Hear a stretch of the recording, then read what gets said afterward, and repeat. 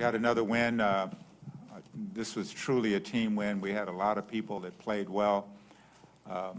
Andrea and Shane and Willie and Wayne and Markel came off the bench and just gave us yeoman's work. And, we got in a little foul trouble with Brooks, so he didn't get a lot of minutes or a lot of opportunities.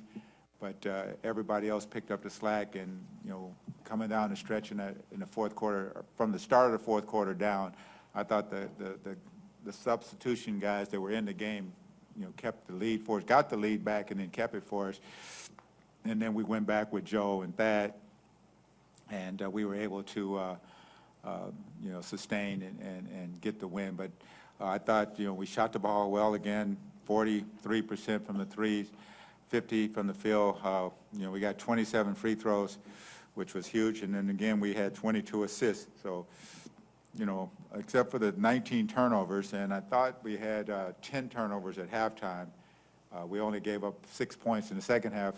Those turnovers we were making, they were scoring on it, so it was a detriment to us being able to get away, and it actually helped them get back into the lead. So, again, it's another win, and we just keep trying to work our way up, and just keep playing the way we're playing and trying to play together and defend and rebound. The other night, it was the starters who put up a ton of numbers, and then tonight you got some big contributions from the bench and elsewhere. Big picture, what does that do just for the team, the place you're trying to get to have that type of equal or balanced contribution? Sarah, that's why it's a team game. That's why we have 13 players, and everybody has to be ready. We don't know what's going to happen in a game, who's going to sprain an ankle, who's going to get in foul trouble. And everybody has to be ready and do their job. That's why they all get paid as well. And I love the game for that because it creates great camaraderie, great family community. You're around other guys and you're playing for those guys, and that is the beauty of playing in a team sport. Speaking of that, I know you don't like to talk individually about players, but what has Shane showed you, especially late in games lately, just the way in which he's made big shots. He's made big shots. He came off the night, hit 2 or 3 in a row, and he got to the basket. And, I'm getting more comfortable watching him and Jared. But, obviously it's the matchups that would lead me to go that way. And they had the 2 smaller guards in the game, so I felt like we could go that way and not hurt us. And I had him in, and I gave Jared his rest, and I just left Shane in the game and went back with Jared.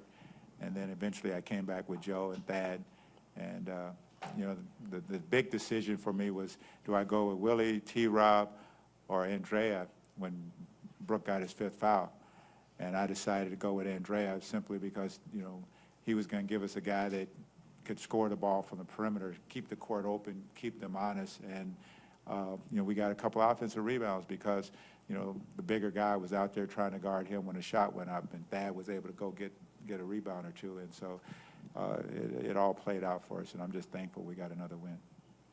Lionel, you mentioned Andrea's contributions and that Lopez had 5 fouls. Was there ever consideration to bring Lopez back at the end of the game as it was getting close?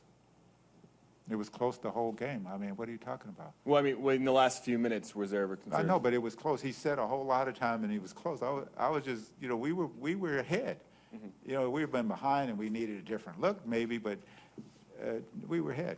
And as long as we were ahead, there was really no need unless things broke down or I just decided to do it. I thought Andrea did a great job on the kid Okafor. He got him to charge him one time. He got him to miss, got a couple of rebounds. I mean, there was really no need because if I put him in and he fouls out, then we don't have him at all. Say the game went to overtime, I mean, I'm looking a little bit further than just that last part of the game, and being close means nothing. I mean, close games are what we do, Lionel, could you please get into specifics about the dynamic of Larkin and Brown and the success that they had that allowed you to play them together for the first 9 minutes of the fourth quarter? Larkin and Markel. Markel. God dang, I don't think of guys in their last name, Brown. I'm like, okay. No, I mean, I just put Markel in. He was. We needed somebody to chase down Stockus and Cannon and those guys. They just needed another quick guy on the court.